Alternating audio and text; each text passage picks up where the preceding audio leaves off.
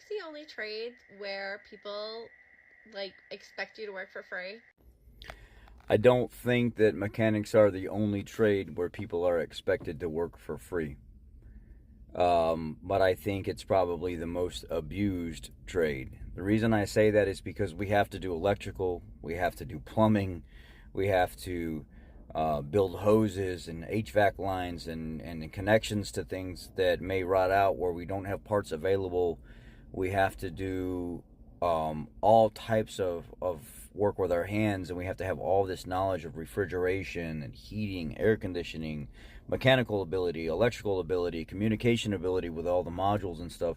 Some of these vehicles have upwards of 60 plus modules on board, and customers that just kind of expect you to give them the answer for what their problem is randomly, just off the hit, no research, no nothing at all. Hey, I'm dealing with this issue right now, and this code popped up, and I was just wondering if they pick up the phone and they call me all the time. They literally try to have me diagnose their car over the phone for no money at all. And at first, I would be the guy that was nice, that was trying to answer their questions and stuff like that. And then I would see them like, a month later for an oil change, and I was like, hey, what about that conversation we had about your vehicle stalling after you would go fill up gas and it just wouldn't start and run right, and when it would run, it would take about a mile or half mile or so for it to clear up. And we were talking about that purge valve. Would you like for me to replace that purge valve while it's here?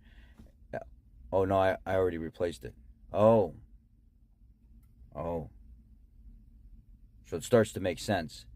The customers want free diagnosis. They want you to repair it for free, and they want to do the minimum of what it takes to actually pay for the job to get done, because they don't understand the operating expense of running a business. My mortgage, my taxes, and my insurance every month are between $12,000 to $13,000 on my building.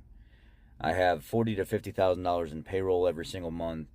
I have about 10 to 15, 12 to $15,000 in parts every month, and I still have to pay all the utilities and stuff as well. We're talking anywhere from $72,000 to $80,000 and stuff I got to pay out every single month to keep this building operating, keep everybody paid and everybody happy, and be able to provide a service to the customer. Customers don't understand that. Customers don't care. They typically just want their stuff fixed for as cheap as possible, and it is what it is. I think the mechanic trade is the one that's the most disrespected out of all of them, because I'm going to give you the answer why. People don't respect their vehicles. They see it as an item. They get them from point A to point B, but they really, really don't care about their vehicles overall. It's a trash bucket to them.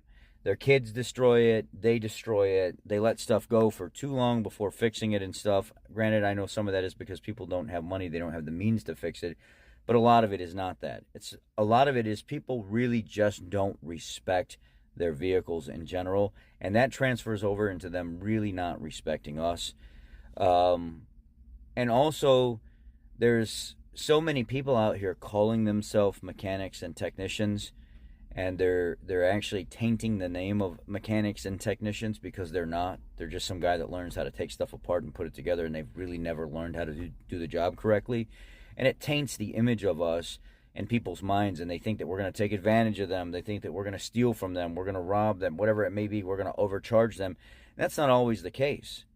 It's rarely ever the case in the grand scheme of things when you actually take into everything into consideration. But I think it's the most abused. The customers want the most out of us just because they don't care about their stuff as much as they care about their air conditioner or their heater or their plumbing or their electricity.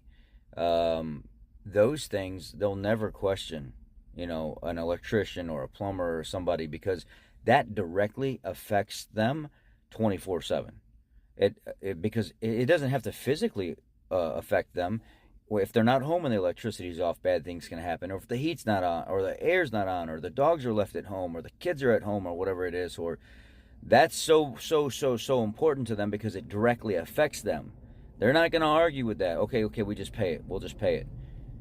With their car, they're like, I got another car, or I can just have my husband go do it, or I can walk down. It's not that big a deal. And they neglect it, and they neglect it, and they neglect it until it becomes a big problem, and it costs a ton of money. And then they're like, oh my God, it costs so much. You guys are trying to rip me off. I didn't tell you to do your oil changes every 10,000 miles. I didn't tell you to let your brakes go until it was metal on metal, and now you're out. The calipers having to be replaced, the hardware's having to be replaced, the rotor, the brake pads, everything's having to be replaced. I didn't tell you to keep driving on that wheel bearing that was going out and it wore out the inside of the wheel knuckle and stuff, and now I got to put a wheel knuckle and a wheel bearing and everything on it. It's not my fault. So, the mechanic trade is the most abused and the most expected. People give for free. It's bad, but that's the answer. But then there's also another part of it. Mechanics do sometimes get abused by their employers as well. We didn't talk about that. Sometimes employers expect the mechanics to just show up to work, and if they don't have enough work to supply these guys and they're on flat rate, the owners of the business themselves abuse them because they're not set up on a guarantee. I've told my boss, I don't know how many times, I don't have a guarantee. Why should I stay here for the first hour and a half, 2 hours of the day if you don't have work in my stall? Well, because you're employed here. I'm employed here as an independent contractor, basically, because you're paying me flat rate. How does that equal out to, if I'm not hourly, why should I be here? Flat rate means I'm working by the job that I'm working on. So if it takes 6 hours to get that job done, I get paid 6 hours. If it takes me longer, I get paid 6 hours. If it takes me less, I get paid 6 hours. So there's all these pros and cons to this, but also at the same time, if the employers don't have work for these guys that are not hourly, or they don't have guarantees, sometimes they don't get paid, and that they're abused in that aspect as well. There's a lot of abuse mechanics take. A lot. That's why all my guys are hourly, so no matter what, they're getting paid if they're on the clock. Just wanted to add to it. Let me add some more. I forgot. We have a lot of tools. We have a lot of knowledge. A lot of our friends and family and stuff that know us, they want to use us, and they don't want to pay for it. They don't understand how much it costs to buy that $5,000 scan tool or that $2,300 a month program where I can get all this information off Ford's database and website to do the programming and everything else, or $2,300, $2,400 a year. They don't understand that stuff. So they think that it's just easy. Oh, he just bought this computer and knows how to do. He bought it on Amazon or whatever. He doesn't realize it cost me $300 a month to have that programming subscription to, this specific company so I can do BMW, European, Mercedes programming. They don't understand that it cost me $300 a month for an all-data program or a Mitchell program. They don't understand that stuff, so they expect it to be for free. Oh, you have a, hey, can I borrow your scan tool? My scan tool? You mean the one that I paid $2,800 for or $4,000 for? No, you can't. It's my scan tool. I paid all my. You break that, that's on me. Sometimes they run out of warranty after a few years, and it's still a good scan tool to continue to use. And if you break that, that's all on me. No, you can't. I'm sorry. So we get abused.